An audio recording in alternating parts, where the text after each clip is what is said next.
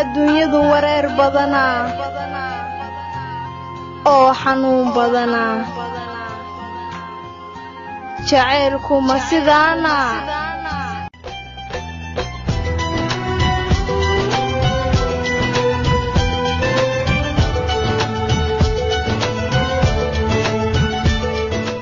bushra waxay ku nooshahay gudaha magaalada Muqdisho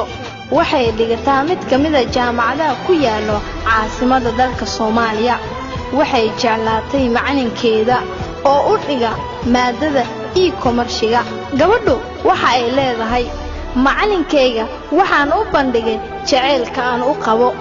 laakiin wuu iga diiday wuxuuna igu yiri anigu waxaan ahay macalinkaaga xushmad ayaana ka mudanahay gabadhu waxa ay leedahay waan u adkeysan waaye ereyadaasi sababtoo ah qalbigeyga uma roona aad baan uga murugooday waayo waxaan u rafaasanahay jaceylkiisa xilli walba isaga xaqiisa ayaan u badanahay kama fikiro waxba xitaa waxbarashadeeda anu adigu rabay garoori shaqaarta garoori kalgacayn rasmiya garoori raaxadaadanta garoori oo ruux ku jecel iskareebi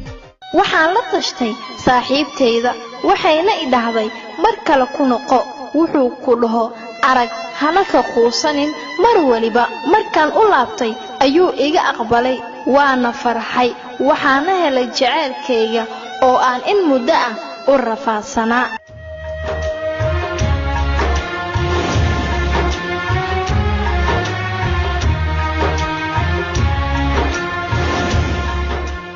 kadib halkaasi waxaa ka sii bilowday nolol farxad leh oo na dhex martay aniga iyo waliba macalinkeyga misna ah jaceylkeyga cusub wuxuu ii sheegay in aanan dareensiinin ardayda jaceylkan u qabo kaliya waxa ogeed saaxiibadeyda oo mar waliba ila talin jirtay iyo xiliyada aan murugeysanahay sidoo u socday jaceylkeena waxaan gaarsiiyay waalidkeyga laakiin gabadhu waxay leedahay waalidkeyga ayaa hore waxay igu diyaariyeen wiil oo adeerkay dhalay laakiin aniga waalidkeyga waxaan ka codsaday in aan la kulmo wiilkaasi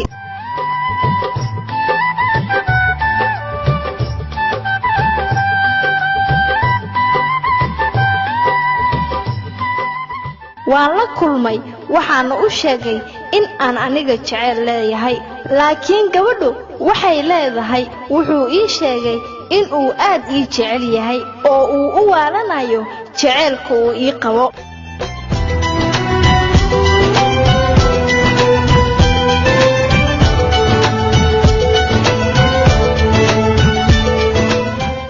gabadhu waxa ay leedahay ma waxaan raacaa macalinka aan jeclahay oo dartiisa dhib badan aan u maray mise waxaan raacaa wiilka adeerkay uu dhalay oo waalidkeyga ee ila rabaan maxaan sameeyaa hadal waalid ma diidi karo habaarada buu dhalaa hadal waalid ma diidi karo habaarada buu dhalaa aydarta ma yeeli karo jacaylkuna way